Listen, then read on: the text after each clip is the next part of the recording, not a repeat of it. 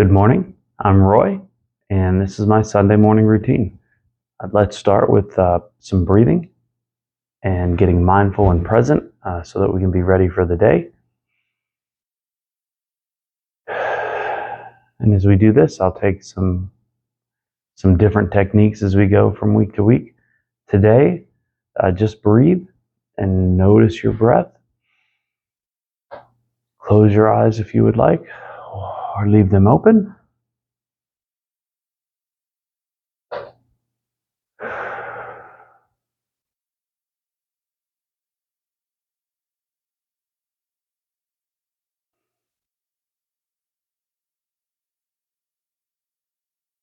What do you notice?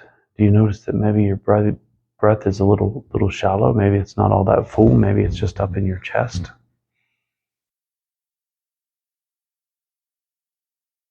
I try to get a little more breathing into my diaphragm, so I feel like my ribs are expanding a bit, so that I know I'm getting enough oxygen in.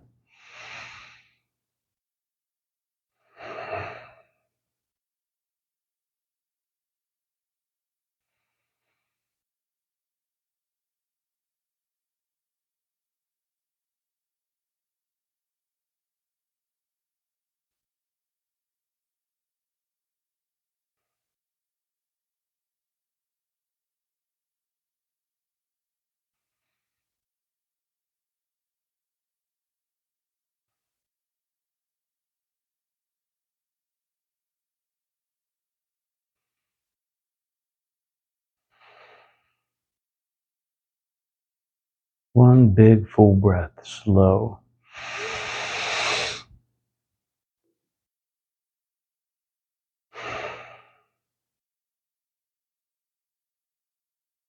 What do you notice? If you followed along and where you were doing the breathing with me, you might notice that you're a little calmer, that you're a little more present with what's going on around you, that making sure you got some full breath in feels a little bit better. We need that full breath and some good air coming in and getting rid of all the old to function physically, but it helps us mentally, emotionally as well. It keeps us feeling safe and grounded and in the moment. There are a lot of techniques to use from week to week. Maybe I'll throw in some different styles of mindfulness and breathing techniques. So the next thing that I've got on the list for my routine is reading. Well, that's not true. That's not true. I'm jumping ahead. I put prayer and reflection. If you have a set sort of belief system, then do what's appropriate with that, right? If you're not too sure about all of that,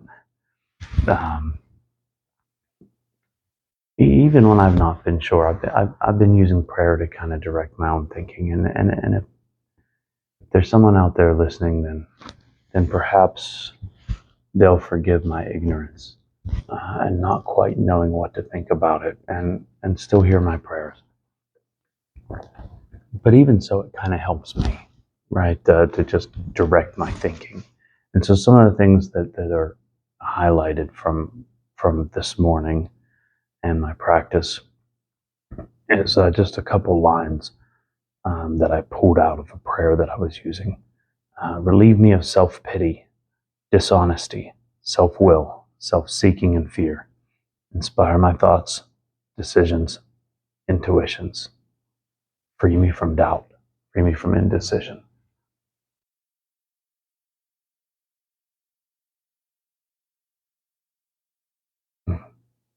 Help me get out of self.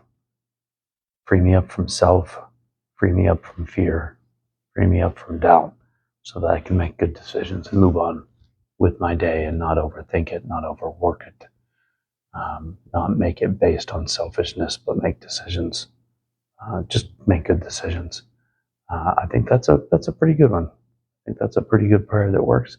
I don't think you have to be in a particular denomination or belief system to buy into that. And reminding myself of things like this daily, especially in the morning, is really helpful for me. I have my beliefs about spirituality and prayer. Um, but I've struggled with that in the past, and a prayer like that is still pretty helpful for me, I've found. So if you'd like to use that, feel free. Um, the next thing is going to be reading, and so part of the reading I did, I'll share kind of the theme with you. You do what makes the most sense for you. Like I said, if you have a set practice, it could be a spiritual reading, a religious reading. It could just be some reading that is helpful to you, right? It could be something that helps you personally, some personal development and growth. Whatever you want to work into this, do whatever reading makes sense for you. But I'll share the theme that I'm going with today. And it was basically consider others, be loving, do good, get together with like-minded people, right? Spend time with your people and encourage each other. That seems pretty useful too. So I'm going to work on that today and try to do some of that. So the next thing is I spend some time journaling. I try to do it daily, but I was not a great journaler, so I spend a lot of time. I have spent a lot of time in the past just not using it, starting one and putting it away, and coming back to it a year later and feeling like I'd screwed it up. So I go pretty loose with these. Um, I'm using it a lot more often now by just making it a place that I can come to and use without putting too much pressure on myself. Don't overcomplicate the stuff. It all doesn't have to be something that's going to get you a book deal or something like that, right? Um, you could just write. You could just start off writing how you're feeling, what you're thinking, just whatever comes to mind. Sometimes I write in it and I write things like, wow, I wanted to write today, but I don't know what to write. How will I fill the page? I don't know what to say now. Blah, blah, blah. Sometimes I swear for a line or two. And usually in there, a time or two as I'm doing that, trying to fill a page, I'll think, oh, wait a minute, I have something I wanted to say. And so I might have a line or two on the whole page that's what I wanted to put in. But if I didn't do the rest of the writing, I wouldn't have got to that. I would have just been stuck, right? Kind of froze up, waiting for the inspiration to say the right thing in my journal, right? This isn't to get you a book deal. This isn't your autobiography. It's a place for you to work things out. And you work them out by using it, by writing when you don't know what to write.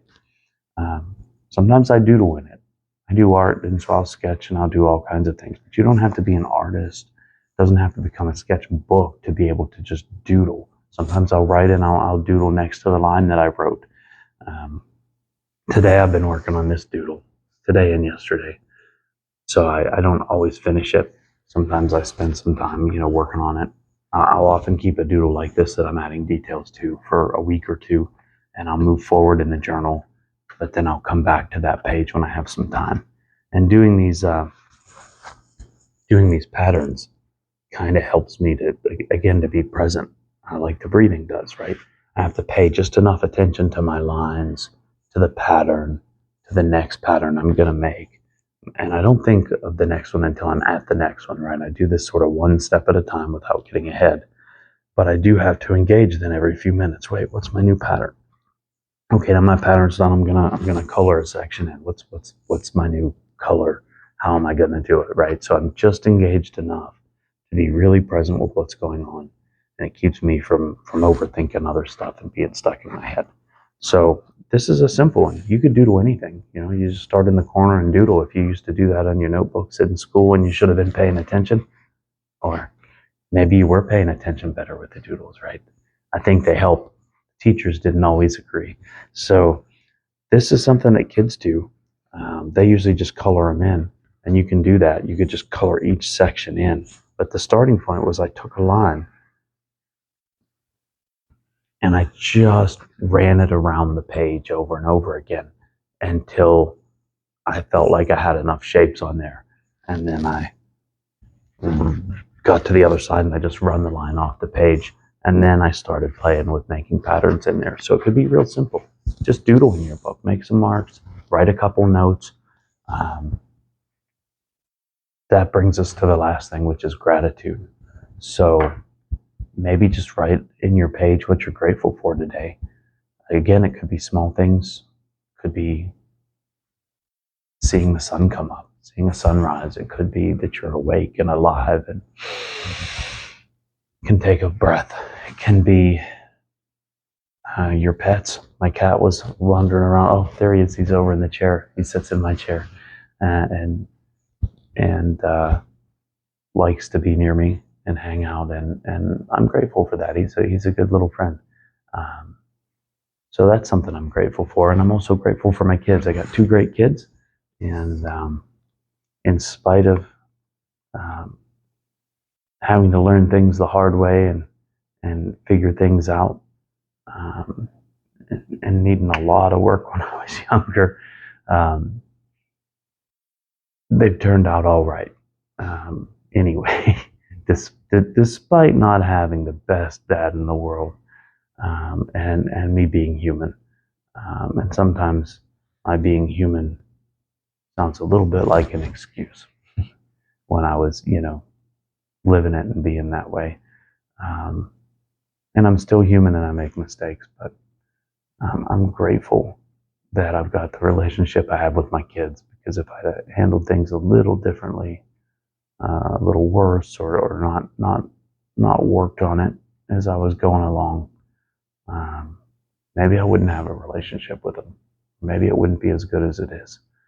Um, but I'm grateful for that. I'm grateful for the time that I've had with them. I'm grateful that they've turned out pretty good.